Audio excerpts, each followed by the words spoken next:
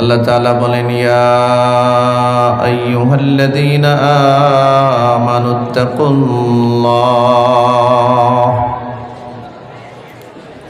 আল্লাহ বলেন, ইয়া আইয়ুহাল্লাযীনা আমানু, হে ঈমানদারগণ, ইত্তাকুল্লাহ, আল্লাহকে ভয় করো, আল্লাহকে ভয় করো। কেমন ভয়? হাক্কা তুকাতিহি, ভয় করার মতো ভয় করো। আল্লাহ যত বড়, আল্লাহর বড়ত্ব অনুযায়ী, আল্লাহর শান মান অনুযায়ী আল্লাহকে ভয় করো। তোমাদের যতটুকু ক্ষমতা আছে সর্বোচ্চটা দিয়া আল্লাহকে ভয় করো। এটা 1 নাম্বার একটা আদেশ। 2 নাম্বার আদেশ দিয়ে আল্লাহ বলেন, ওয়ালা তামুতুন্না ইল্লা ওয়া আনতুম মুসলিমুন, আর অবশ্যই মুসলমান না হয়ে মৃত্যুবরণ করো না। এই আয়াতে, আমার তেলাওয়াতকৃত আয়াতে 2টা নির্দেশনা দিয়েছেন আল্লাহ। কয়টা নির্দেশনা? আপনারা কি আমার কথা শুনতেছেন? একটু হ্যাঁ না উত্তর দিবেন। এই আয়াতে আল্লাহ তাআলা 2টা আদেশ দিলেন। 1 নম্বরে বললেন, আল্লাহকে ভয় করো, ভয় করার মতো। 2 নম্বরে বললেন, মুসলমান না হয়ে মরবা না। আর প্রথমে ডাক দিয়া বললেন, ইয়া আইয়ুহাল্লাযীনা আমানু, হে ঈমানওয়ালাগণ, হে ঈমানদারগণ। আপনারা বলেন, যার ঈমান নাই তারে কি মুসলমান বলা যায় নাকি? যার ঈমান নাই তারে তো মুসলমান বলা যায় না।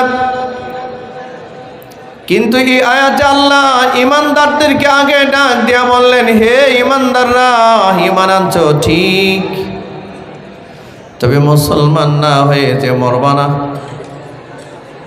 বোঝা গেল মুসলমানিত্ব আর ঈমানদারি এক জিনিস না। মুসলমানিত্ব এক জিনিস আর ঈমানদারি ভিন্ন জিনিস। মুসলমান কাকে বলা হয়? এই আয়াতের ব্যাখ্যার মধ্যে মুফাসসিরিন হযরতরা লিখেছেন, বান্দার উপরে আল্লাহ যা আদেশ নিষেধ নাজিল করেছেন, প্রত্যেকটা আদেশ নিষেধ পুঙ্খানুপুঙ্খভাবে যারা মেনে নেয় তারে মুসলমান বলা হয়। আল্লাহ একটা মানদণ্ড দিয়েছেন, হালাল হারামের বিধান দিয়েছেন। এই হালাল হারামের বিধানটা যারা মেনে নেয় তাদেরকেই কেবল মুসলমান বলা হয়। এটা আমাদের সমাজে এমন বহু মুসলমান আছে, বহু নামদারি মুসলমান, হাজি গাজী নামাজি বহু আছে, বহু দাতা আছে, হালাল হারামের মানদণ্ড কোন জিনিস এটা বুঝে না, বুঝলেও মানতে চায় না। এ কারণেই দেখা যায় আমাদের এই মুসলিম সমাজের ভিতরে কিছু নামাজি মানুষ আছে, নামাজ পড়ে যেমন, সুদের ব্যবসাও করে তেমন। সুদের ব্যবসা আছে না? সিলেটে কি সুদের ব্যবসা আছে নাকি? এটা তো অলিয়া উলিয়াদের এলাকা, এখানে তো সুদ থাকার কথা না। কিন্তু দুর্ভাগ্যের ব্যাপার, সুদ এখন সারা দেশে, সারা দুনিয়ায় ইহুদিরা ছড়াইয়া দিছে।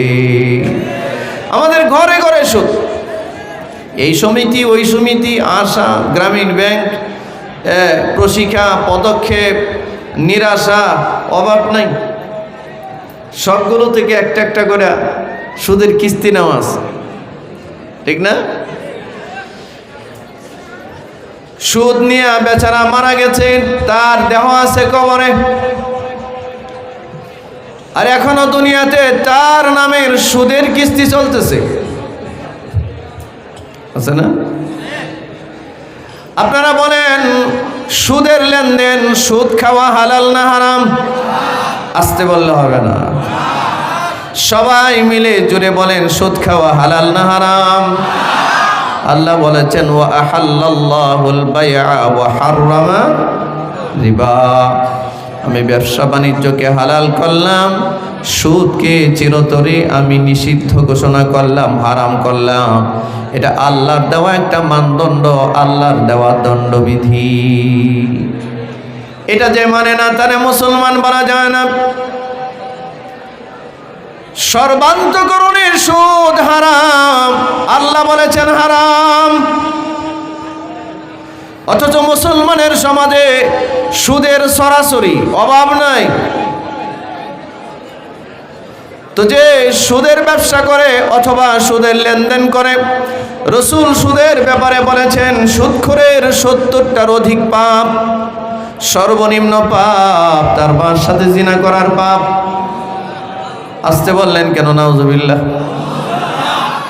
নবীজি বলেন একটা টাকা যে সুদে লেনদেন করে 36 বার তার মার সাথে জিনা করার গুনাহ হয়।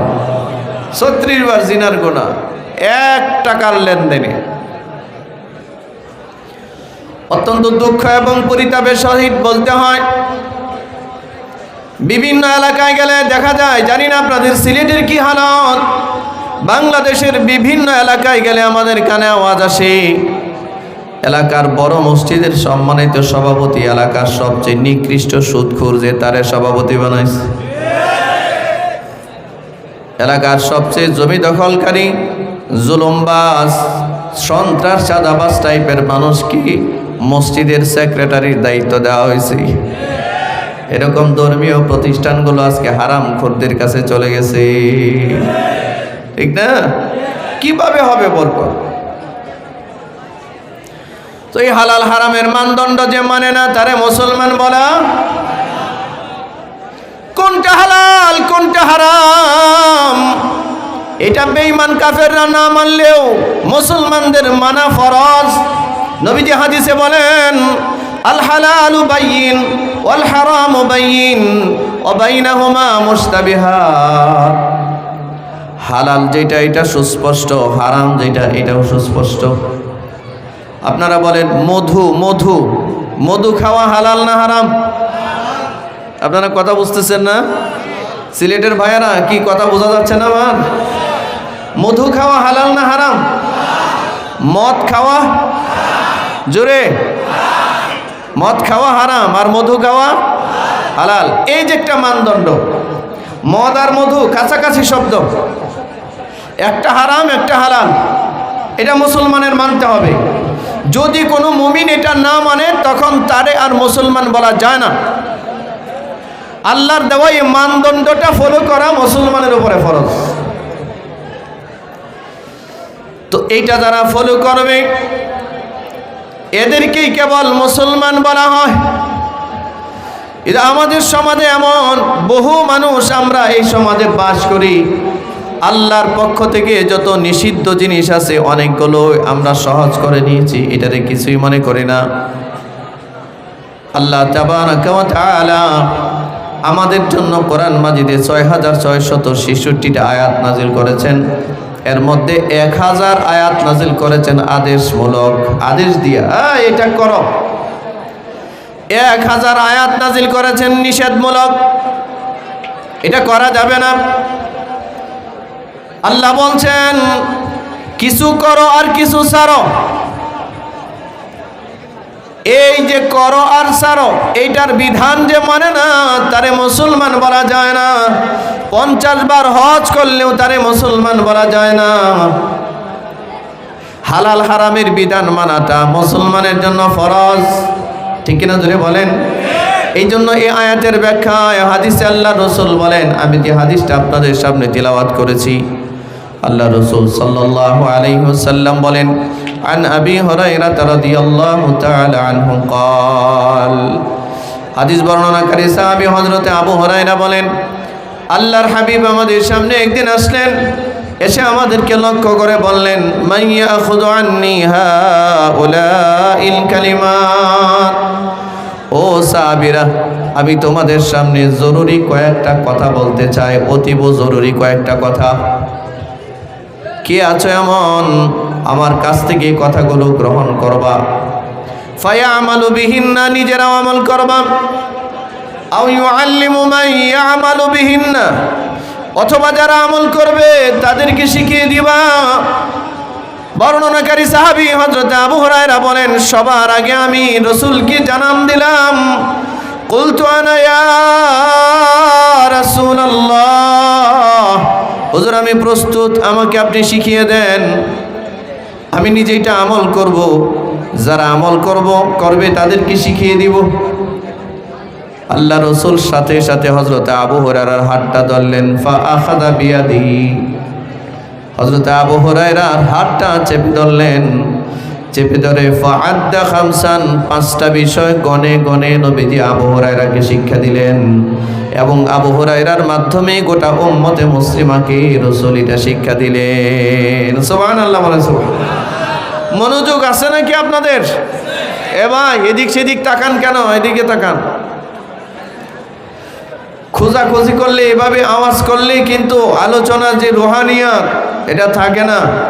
চিৎকার চেঁচামেচি করলে আদব থাকে না। এটার চারদিকে ফেরেশতারা পরিবেষ্টন করে, আকাশ পর্যন্ত দাঁড়িয়ে আছে।